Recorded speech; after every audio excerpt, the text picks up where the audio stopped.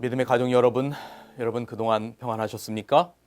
오늘 저는 그대의 하늘 기록은 어떠한가 라고 하는 제목으로 말씀을 드리겠습니다.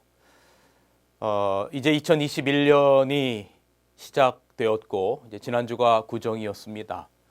여러분 새해 복 많이 받으시고 올 한 해 영육간에 더욱 강건하시기를 주님의 이름으로 축원합니다.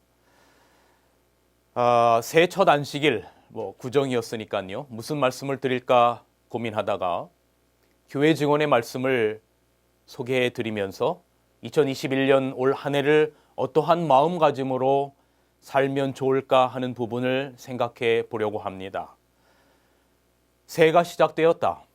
그대의 그리스도인 생애에 있어서 지난 해의 기록은 어떠했는가? 그대의 하늘 기록은 어떠한가? 나는 하나님께 조건 없이 굴복하도록 그대에게 호소한다. 그대의 마음이 나뉘어졌는가? 그것을 지금 완전히 주님께 바쳐라. 다가오는 해는 과거의 것과는 다른 생애의 역사를 이루라. 그대의 영혼을 하나님께 낮추라. 모든 가식과 허식을 버려라. 그대의 단순하고 순수한 자아를 드러내라. 모든 생각과 말과 행동에 진실하라. 그리고 겸손한 마음으로 각각 자기보다 남을 낮게 여겨라. 도덕적 본성은 끊임없는 경성과 기도로 지탱되어야 할 필요가 있다는 것을 언제나 기억하라. 그대가 그리스도를 바라보고 있는 한 그대는 안전하다. 교회 증언의 말씀은 이렇게 시작합니다. 새해가 시작되었다. 그대의 그리스도인 생애에 있어서 지난 해의 기록은 어떠했는가? 그대의 하늘 기록은 어떠한가? 여러분, 하늘엔 책들이 있다고 합니다. 다니엘 7장 9절로 10절에 보면 하늘에 하나님의 보좌에 펼쳐진 책들을 가지고 심판을 하겠다라고 기록합니다. 다니엘 7장 9절입니다. 내가 보니 왕자가 놓이고 옛적부터 항상 계시니가 좌정하셨는데 그의 옷은 희기가 눈 같고 그의 머리털은 깨끗한 양의 털 같고 그의 보좌는 불꽃이요 그의 바퀴는 타오르는 불이며 불이 강처럼 흘러 그의 앞에서 나오며 그를 섬기는 자는 천천히요 그 앞에 모셔 선 자는 만만이며 심판을 베푸는데 책들이 펴 놓였더라. 책들에 의하여 심판하시겠다라고 말씀하시는 겁니다. 심판하는 이 책은 말라기 3장 16절에 의하면 기념책인 듯 싶습니다. 말라기 3장 16절 그때 여호와를 경외하는 자들이 피차에 말하매 여호와께서 그것을 분명히 들으시고 여호와를 경외하는 자와 그 이름을 존중히 생각하는 자를 위하여 여호와 앞에 있는 기념책에 기록하셨느니라. 이 부분에 관해서 영감의 글은 이렇게 기록합니다. 하늘의 책들에는 죄인들의 입으로 발한 조롱과 하찮은 말까지 정확하게 기록되어 있다. 그들은 하나님의 종들이 그들에게 그리스도를 증거할 때에도 그 자비의 초청에 아무런 관심을 보이지 않은 자들이다. 화가가 잘 닦여진 유리판 위에다 실물 크기의 인물화를 그리듯 하나님은 매일 하늘의 책에다 각 사람의 품성적 특질을 정확하게 기록하고 계신다. 여러분, 다시금 서두의 교회 증언의 말씀으로 질문을 드립니다. 그대의 그리스도인 생애에 있어서 지난 해의 기록은 어떠했는가? 그대의 하늘 기록은 어떠한가? 하늘 책들에 우리의 말과 행동 그리고 우리의 품성적 특성들을 매일 기록하고 있다라고 말씀하고 있습니다. 여러분, 신용카드가 생긴 이후로 좋은 점도 있지만 좀 두려운 점도 있습니다. 물건을 현금 없이 구입할 때는 좋지만 어김없이 이제 월말이 되면 대금 청구서가 날아듭니다. 대금 청구서를 보면 때때로 한숨이 나오기도 하지만 정확하게 거기에 보면 내가 어디서 언제 얼마만큼 구입했는지가 기록되어서 날아옵니다. 결코 대금 청구서가 날아오지 않는 때는 없습니다. 뭐 카드 회사에서 실수로 우리가 썼던 금액들을 다 탕감해 주거나 이런 경험들은 없는 것입니다. 뭐 우리 부부도 이래서는 안 되겠다 싶어서 카드 몇 개를 없앴지요. 여러분, 우리의 일평생 살아가면서 짓는 우리의 말과 행동들이 우리도 모르는 사이에 기록되고 있다라고 하는 사실을 아십니까?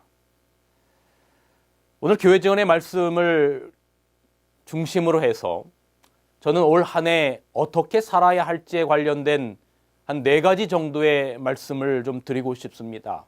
첫 번째는 우리의 언어적인 문제를 생각해 보고 싶습니다. 우리의 말과 행실들, 품성적인 특성들이 매일 기록되고 있다라고 기록하고 있는 것입니다.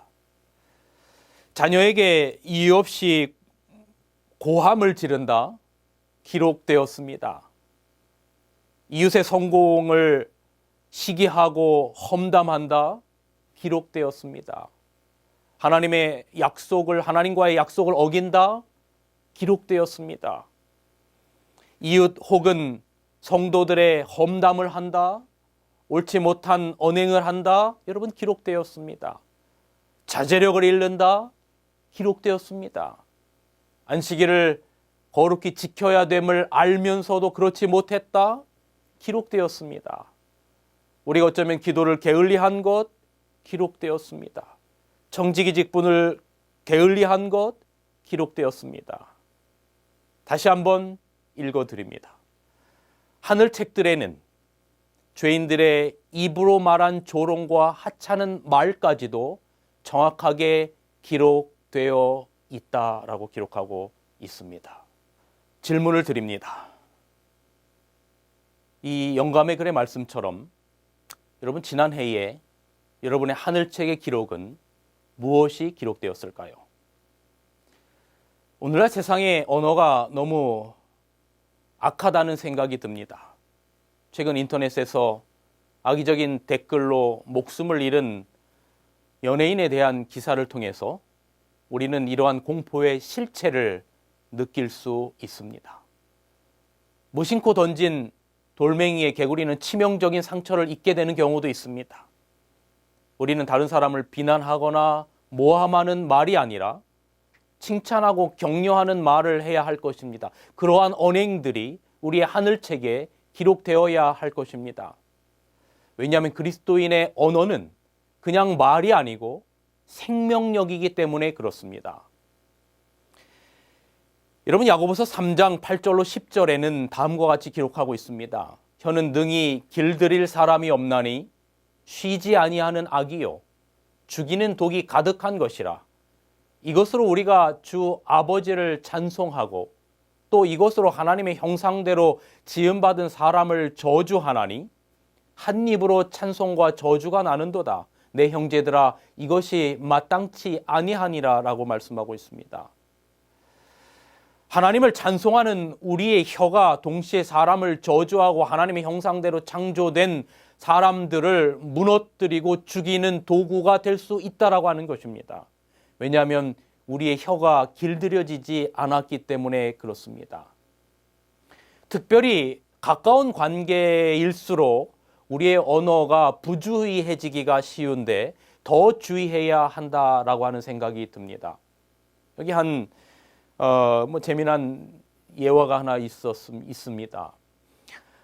할머니 할아버지가 나들이를 갔습니다. 한참을 걷다가 좀 피곤해진 할머니가 말했습니다. 영감, 나 좀 업어줄 수 없어? 이렇게 말했어요. 할아버지는 업어주고 싶지 않았지만 나중에 할머니의 잔소리를 들을 것이 귀찮아서 할머니를 업어주었습니다. 업혀가면서 할머니가 좀 미안해하면서 할아버지에게 물었습니다. 영감, 나 무겁지? 그러자 할아버지가 퉁명스럽게 쏘아 붙였습니다. 그럼 무겁지? 할머니가 되물었습니다. 왜? 그러자 할아버지가 말했습니다. 머리는 돌덩이지 얼굴은 철판이지 간은 부었으니까 그렇지. 그렇게 말했어요. 돌아오는 길에 할아버지가 다리를 다쳤습니다. 할멈, 다리가 아파. 나 좀 업어줘. 갈 때 일도 있고 해서 할머니가 할아버지를 업었습니다. 잠시 후 미안한 마음으로 할아버지가 할머니께 물었습니다. 여보, 나 무겁지? 이렇게 물어보면 자기가 한 말을 따라할 것 같아서 반대로 나 가볍지 하고 물었습니다. 그러자 할머니가 대답했습니다.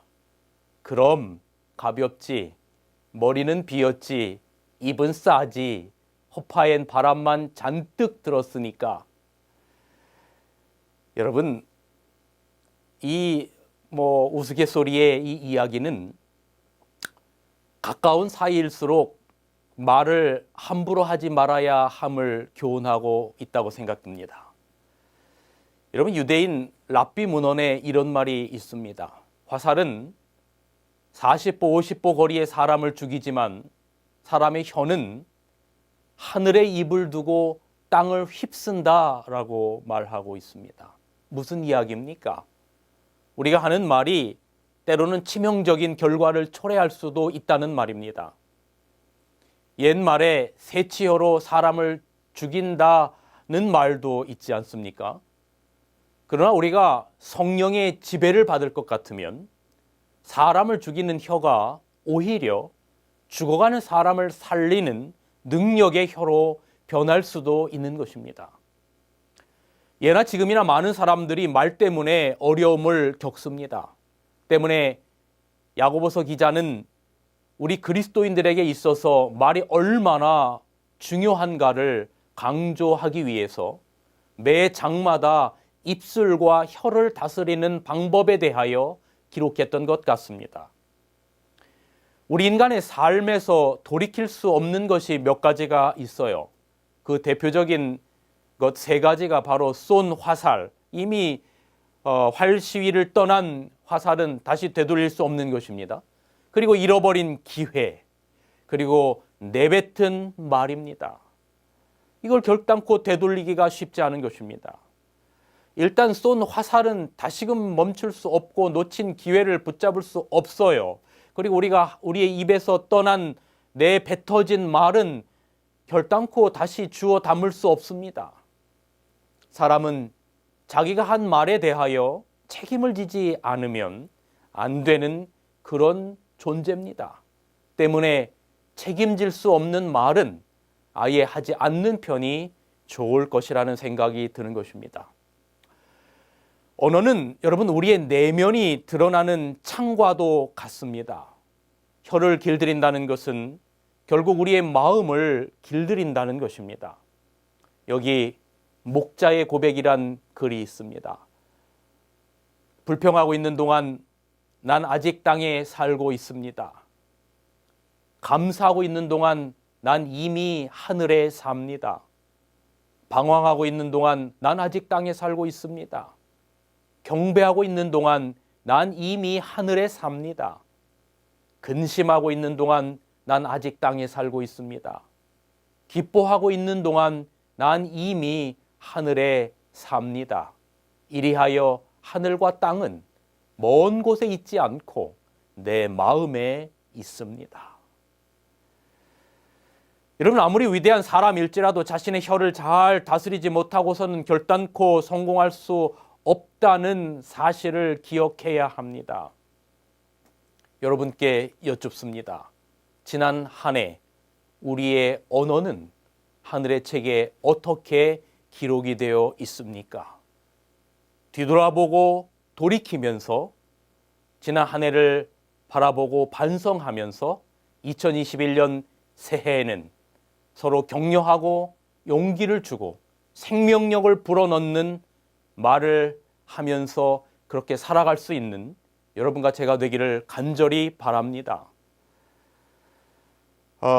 두 번째로는 온전한 마음을 주님께 바쳐라 라고 하는 것입니다. 다시 한번 서두에 읽어드렸던 교회 증언 4권 521페이지의 말씀을 드립니다. 새해가 시작되었다. 그대 그리스도인의 생애에 있어서 지난해의 기록은 어떠했는가? 그대의 하늘 기록은 어떠한가? 나는 하나님께 조건 없이 굴복하도록 그대에게 호소한다. 그대의 마음이 나뉘어졌는가? 그것을 지금 온전히 주님께 바쳐라. 다가오는 해는 과거의 것과는 다른 생의 역사를 이루라. 여기 타미텐이라고 하는 목사님이 그의 책 다윗의 장막에서 이렇게 말합니다. 오늘날 교회가 구해야 할 것은 좋은 건물이나 탁월한 연주가 있는 예배가 아니다.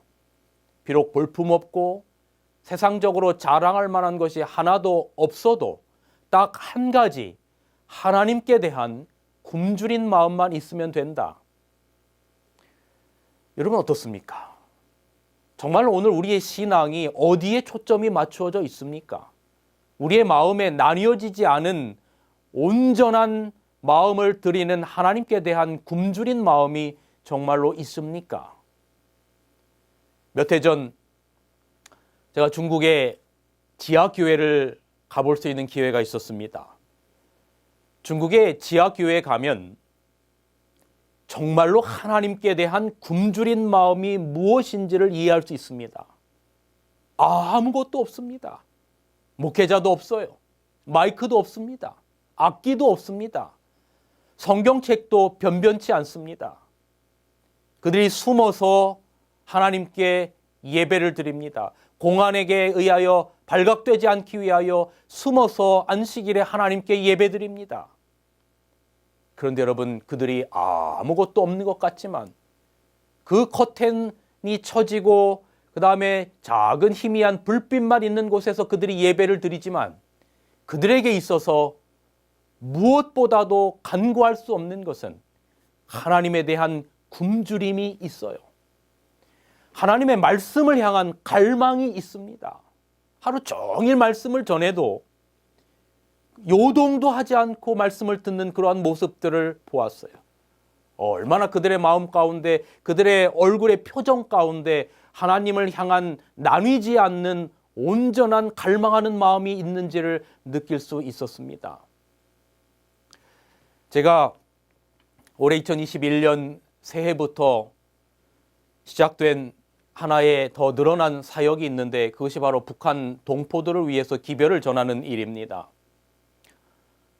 희망의 소리 AWR 우리 재림교회 방송국이 있는데 북한 동포들을 위한 단파 라디오를 통해서 복음을 전하는 그러한 곳입니다.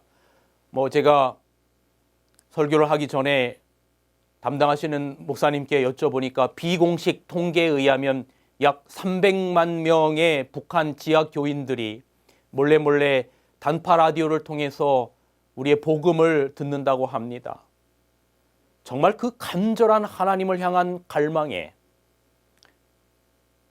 드러내놓고 예배드릴 수 없고 때로는 지하에서 때로는 자기들 몇이 모여서 아주 모든 것들이 그런 통제된 사회 가운데 드러낼 수 없는 그런 상황 가운데 그들이 믿음 생활을 하고 있지만 그들은 하나님을 향한 정말로 간절한 갈망이 있는 것입니다.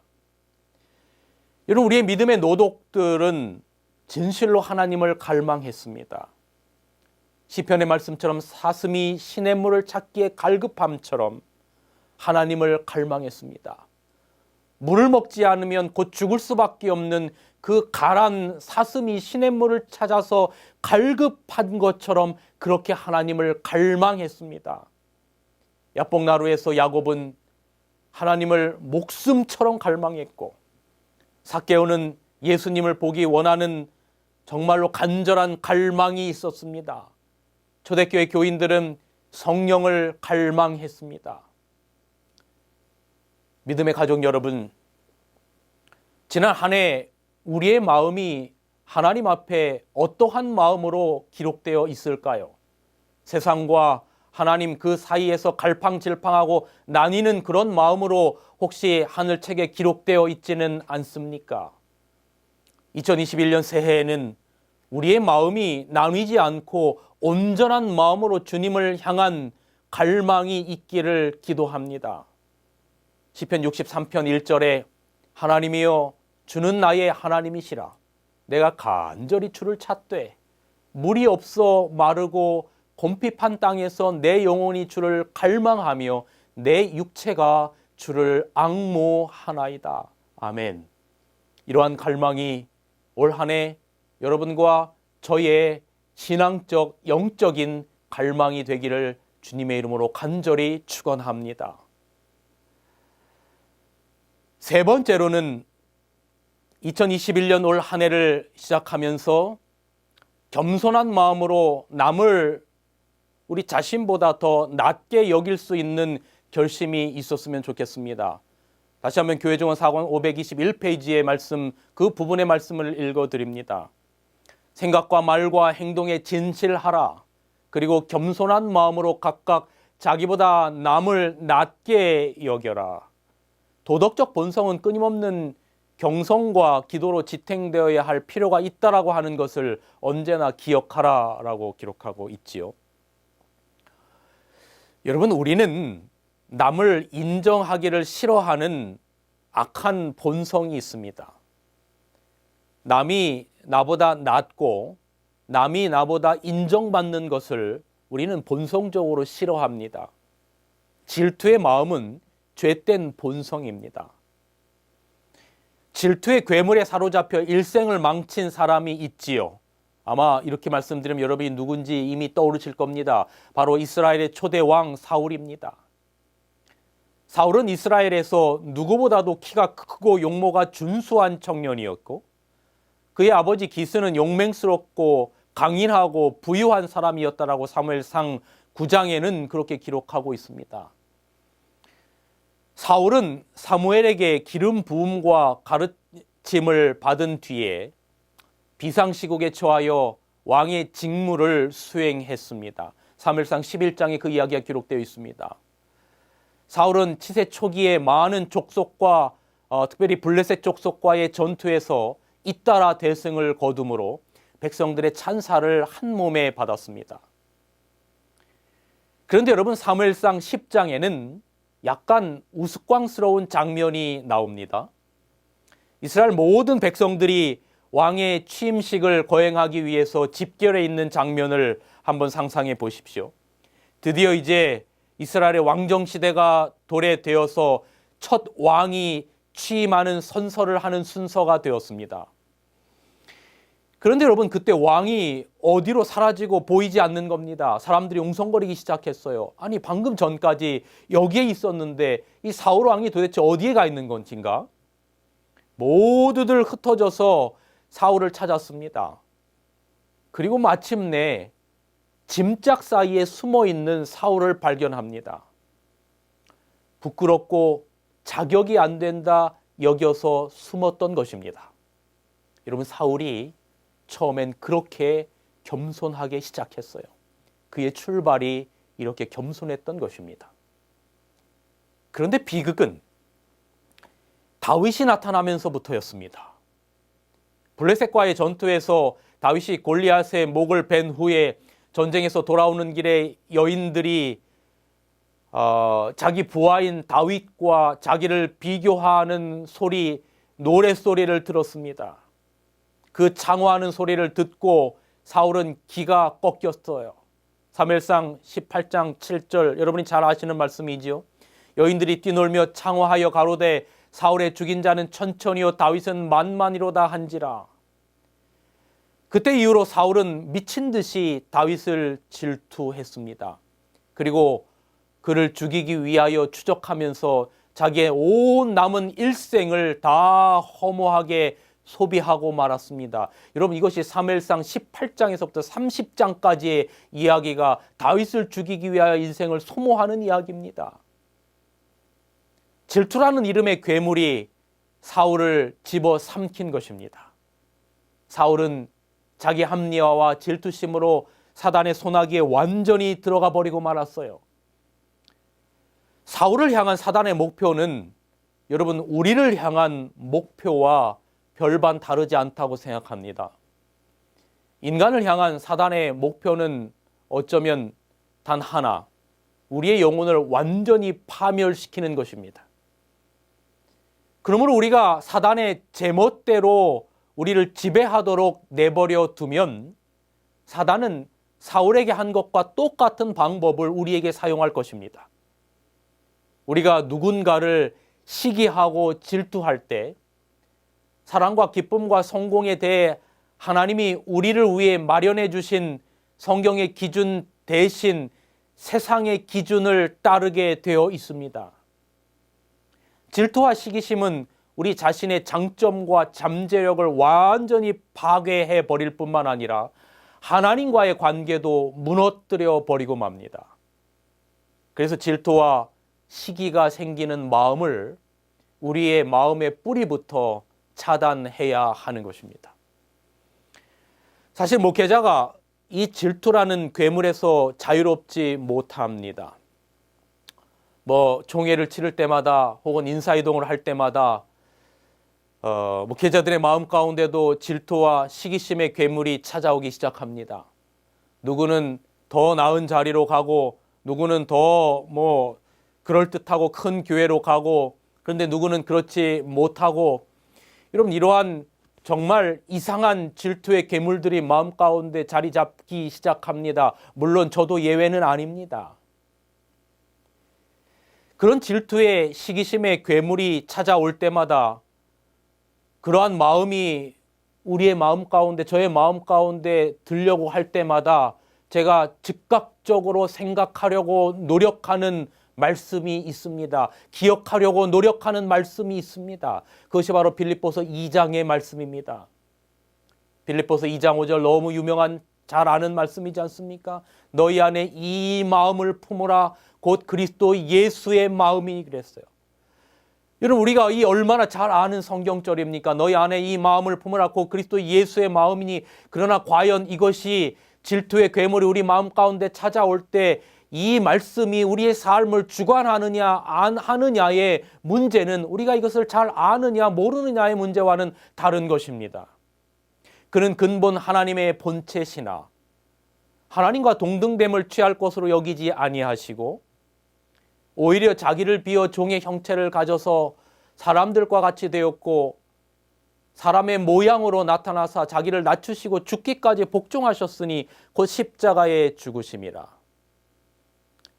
질투와 시기라고 하는 괴물이 저의 마음을 감쌀 때마다 제가 다시 한번 이 말씀을 생각하면서 주님의 십자가를 생각하고 다시 한번 저의 마음을 주님의 십자가 앞에 굴복시키려고 나름대로 노력하는 말씀입니다. 여러분 질투와 시기라고 하는 괴물이 우리를 감싸는 것은 우리만을 망가뜨리는 것의 문제가 아니고 예수님의 십자가의 죽음을 헛되게 하는 것일 수 있습니다. 근데 문제는 이것이 우리의 다짐만으로 쉽게 조절되지 않는다는 데 문제가 있지요. 이렇게 다짐만으로 쉽게 조절된다면 얼마나 좋겠습니까? 왜냐하면 이것이 우리의 죄된 본성의 문제이기 때문에 그렇습니다.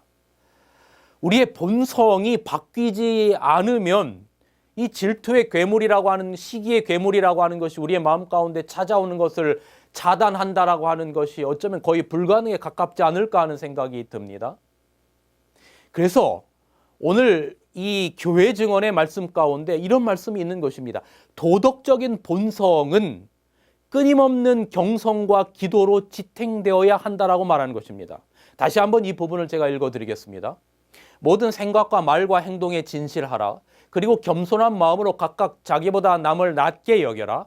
도덕적 본성은 끊임없는 경성과 기도로 지탱되어야 될 필요가 있다는 것을 언제나 기억하라라고 말하고 있는 것입니다.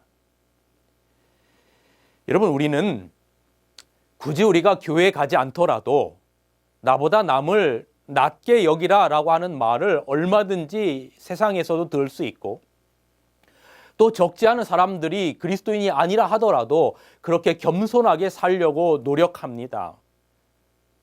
하지만 여러분 우리 모두가 알다시피 그것은 대단히 어려운 일이고 엄청난 노력이 필요하며 그런 삶은 스트레스가 대단히 심함으로 때때로 그런 스트레스 오히려 내 자신을 너무 억누름으로 말미암아 스트레스를 받아서 해소할 힐링도 필요하다라고 하는 것을 우리가 아마 경험적으로 혹은 본성적으로 느끼고 있지 않을까라고 하는 생각을 해보게 됩니다.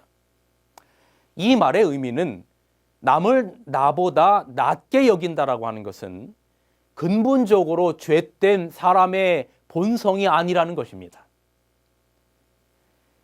나보다 남을 낮게 여기는 것은 바로 그리스도의 본성인데, 우리가 그리스도의 본성으로 거듭나지 않는다면, 그리스도의 마음을 품지 않는다면, 여러분 어쩌면 이것은 우리의 노력만으로는 이룰 수 있는 문제가 아닐지도 모르겠다라고 하는 생각이 드는 것입니다. 그래서 우리가 끊임없이 오늘 교회 증언의 마지막에 말씀의 내용이 무엇인가 하면 네 번째로 그리스도를 바라보라라고 하는 것입니다. 예수님의 마음을 품고 끊임없이 깨어서 기도로 그리스도를 바라보아야만이 안전하다라고 하는 것입니다. 여러분 우리가 말이죠, 그냥 생각 없이 살면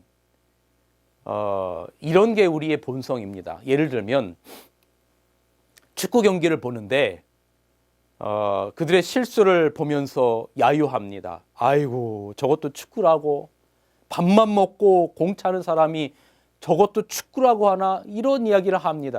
뭐 이게 제가 남의 이야기가 아니라 저의 이야기죠. 저도 뭐 축구 경기 보는 것을 좋아하기 때문에 뭐 특별히 한일전 같은 걸 보다가 공을 엉뚱한 대로 골문 앞에서 빵 차버리면 뭐 저도 모르는 사이에 그런 이야기가 나옵니다. 명답 같지만 참 죄스러운 말입니다. 밥 먹고 운동만 하는 선수도 실수할 정도로 어려운 것이 축구라고 하는 생각은 하지 않기 때문에 그렇습니다.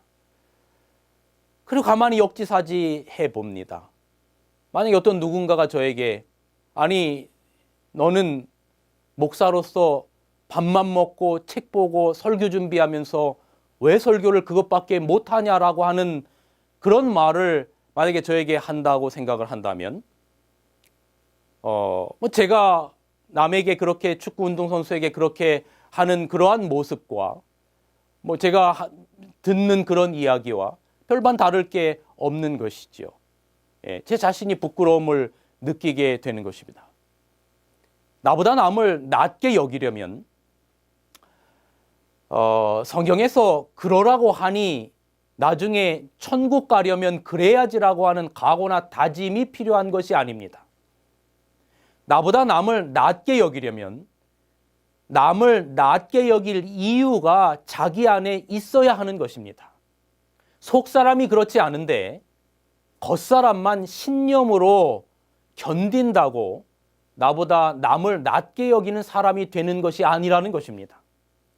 그러려면 여러분 우리의 속사람이 바뀌어야 하는데, 자기 속에는 자신만의 기준이 떡하니 버티고 있으면 제 아무리 대단한 신념을 가지고 있어도 결국에는 은혜를 원수로 갚아라고 하게 되는 것입니다.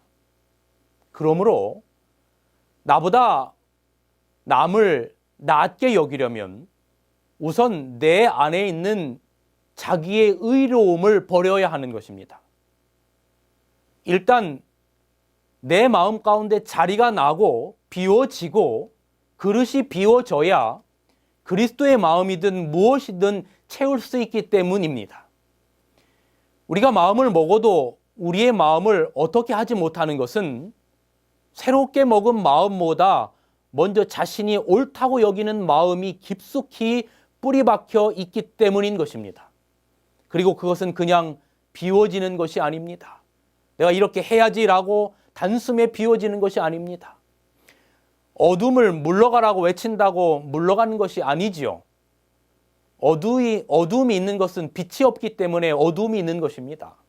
사람이 자기가 옳다라고 주장하는 자신의 의로움, 자기의 의를 가지고 있는 것은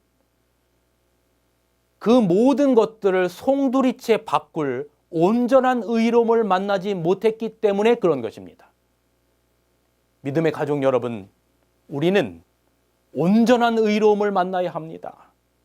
그 온전한 의로움은 이 세상 어디에서 만날 수 있는 것이 아니라 바로 하나님의 말씀 가운데 만날 수 있는 예수 그리스도이십니다. 그분만이 우리의 의로운 온전한 의로움입니다. 빌립보서 2장 5절 다시 한번 읽어드립니다. 너희 안에 이 마음을 품으라 곧 그리스도 예수의 마음이니 너희 안에 이 마음을 품으라 라고 하는 것은 우리의 마음 가운데인 자기의 의의가 사라지고 그 안에 예수 그리스도의 의와 마음이 들어와야 하는 것입니다. 하나님의 근본 본체시지만 동등됨을 취할 것으로 여기지 아니하시고 자기를 비워서 죽기까지 하셨고 낮추시고 마침내 우리를 위하여 십자가에 죽으신 그 예수 그리스도의 마음이 우리의 의를 몰아내야 합니다. 주님의 의가 우리의 마음 가운데 자리 잡아야만이 나보다 남을 낮게 여길 수 있는 것입니다. 죄인을 구원하기 위하여 십자가를 지신 예수님의 마음은 어느 한 구석도 남을 무시하거나 업신여기는 마음이 없습니다.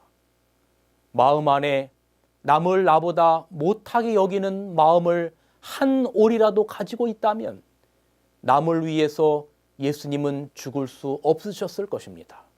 온전히 그분은 죄된 우리를 위하여 본인의 모든 것들을 버리실 수 있으셨던 것은 우리 한 영혼의 가치가 어떠한 존재인지를 그분은 아셨기 때문에 그런 것입니다. 그래서 바울은 나보다 남을 낮게 여기라고 하면서 그리스도의 마음을 품으라고 오늘 빌립보서 2장 5절에는 말씀하고 있는 것입니다. 여러분 이러한 실물 교훈을 한번 생각해 볼 수 있겠습니다. 예를 들면 제가 건물 청소부로 일을 하는데 청소에 경력이 없는 신입 청소부가 들어왔다고 합시다. 그러면 이제 경력이 있는 청소부와 신입 청소부가 이제 같이 짝을 이루어서 뭐 어느 건물을 청소를 하겠지요.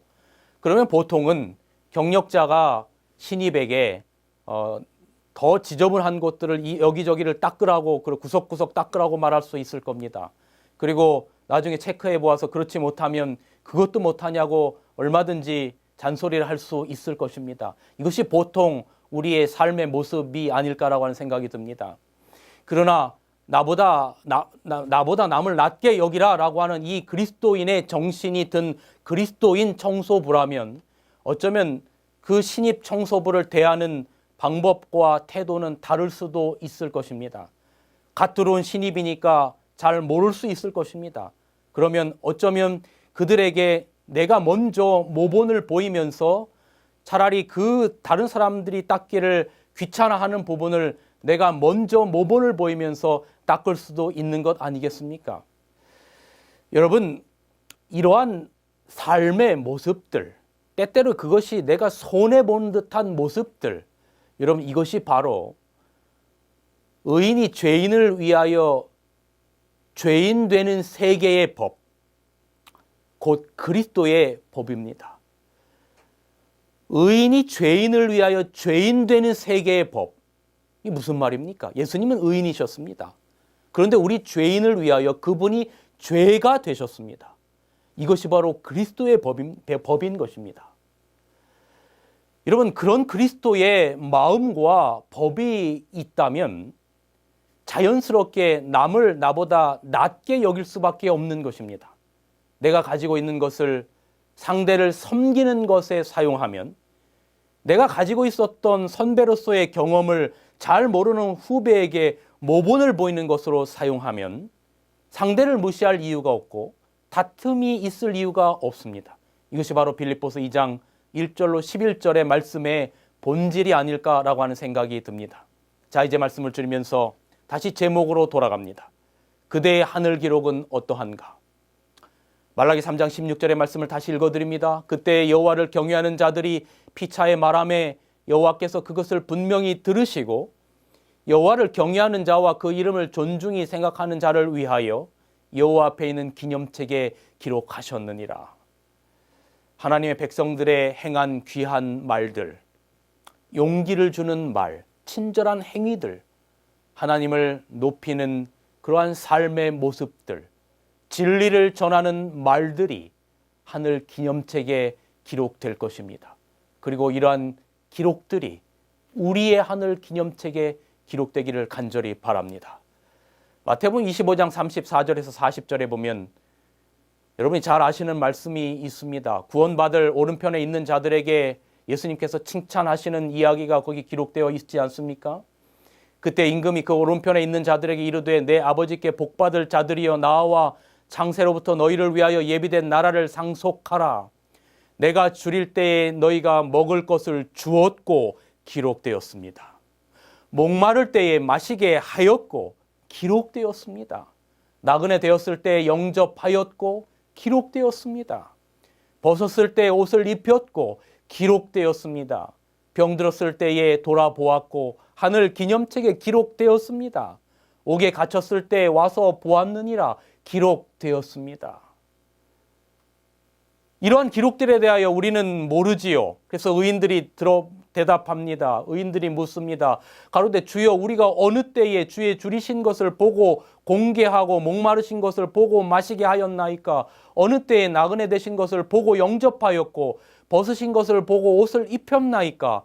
어느 때에 주님이 갇히신 것을 보고 우리가 가서 배웠나이까 하리니 임금이 대답하여 가라사대 내가 진실로 너희에게 이르노니 너희가 여기 내 형제 중 지극히 작은 자 하나에게 한 것이 곧 내게 한 것이니라.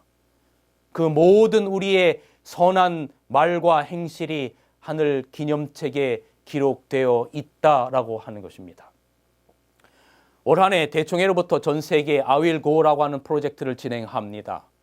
그 내용의 핵심은 두 가지로 추릴 수 있다고 생각되는데 첫 번째는 건강한 재림 신앙을 갖고 재림 사명을 세우자라고 하는 것입니다. 정말로 우리가 건강한 재림 신앙을 가질 필요가 있습니다. 마지막 때에 사단이 울부짖는 사자처럼 택하신 자까지도 미혹하려고 하는 이때에 우리가 말씀의 기반 위에 굳건히 서서 건강한 재림 신앙을 갖고 재림 사명을 세우는 것 대단히 중요한 첫 번째 요소라고 생각합니다. 그리고 두 번째는 그러한 신앙과 사명을 가지고 세상에 그리스도의 성품을 드러내자라고 하는 것입니다. 우리만 갖고 있는 것이 아니라 세상에 그리스도의 성품을 드러내자라고 하는 것입니다. 제가 얼마 전 재림마을에 역사와 성경에서 보는 그리스도인의 삶과 예배란 주제로 글을 기고했는데 그 글의 결론을 이렇게 맺었습니다. 소개해드리면서 오늘 말씀을 줄이겠습니다. 코로나19가 전 세계적으로 장기화되고 말할 수 없이 많은 생명이 목숨을 잃었다. 이럴 때 교회가 잃어버렸던 생명력을 다시 회복해야 한다. 그 생명력이란 바로 하나님께서 우리 각자를 세우신 그 자리에서 세상의 빛과 소금의 역할을 하는 것이다. 그러기 위해선 먼저 통렬한 자아 성찰과 회개가 필요하다. 그런 의미에서 지금 우리에게 이런 기도가 필요하다. 2021년 올 한 해 우리가 이런 기도를 드렸으면 좋겠습니다. 첫 번째는 모든 그리스도인과 교회가 진정한 세상의 빛과 소금의 역할을 감당하기를 기도합니다. 둘째는 참된 회개의 마음이 구체적인 삶의 변화로 이어지기를 결심하고 기도합니다. 셋째는 교회가 형식과 규모 그리고 행사 중심의 모습을 그치고 진정한 그리스도의 성품을 드러내는 곳으로 변화되기를 기도합니다. 넷째로 교회의 변화로 진리의 빛이 새롭게 드러나기를 기도하고 결심합니다. 마지막으로 세천사의 기별이 온 세상에 환하게 전파되어 예수님의 재림을 곧 맞이하기를 그렇게 기도합니다. 여러분, 우리는 예수님의 재림을 기다리는 재림 교인들입니다. 재림 교회를 세상 역사의 마지막에 하나님의 기별을 전할 교회로 세우셨음을 기억하며 2021년을 살아갑시다. 그 세상에 전해야 될 마지막 기별은 계시록 14장의 세천사의 기별입니다. 그런데 세천사의 기별이 그 어떤 교리보다도 더 중요한 까닭은 그것이 어쩌면 바로 우리 재림교인의 삶을 통해 하나님의 성품을 세상에 드러내고 전해야 하기 때문이 아닐까 하는 생각을 합니다. 이것이 바로 세천사의 기별이 가진 핵심일 것입니다. 말씀을 줄이면서 여기 실물교훈의 말씀을 읽어드리고 오늘 말씀을 줄입니다. 신랑의 오심을 기다리는 자들은 백성들에게 너희 하나님을 보라고 외쳐야 한다. 세상의 빛을 마지막 자비의 빛, 곧 세상에 전파되어야 할 마지막 긍휼의 빛은 하나님의 성품을 드러낸 것이다. 하나님의 자녀들은 하나님의 영광을 드러내야 한다.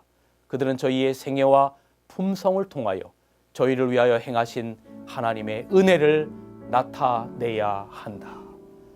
이러한 삶의 모습이 예수 그리스도의 마음을 본받은 우리의 삶의 모습 가운데 나타나셔서 2021년 새해 올 한 해 우리의 하늘의 기록은 올 한 해가 마치면서 2022년을 맞이할 때 어땠는지 되돌아보고 정말로 하나님 앞에 아름다운 기록들이 많이 남기를 간절히 바라면서 오늘 말씀을 줄이겠습니다.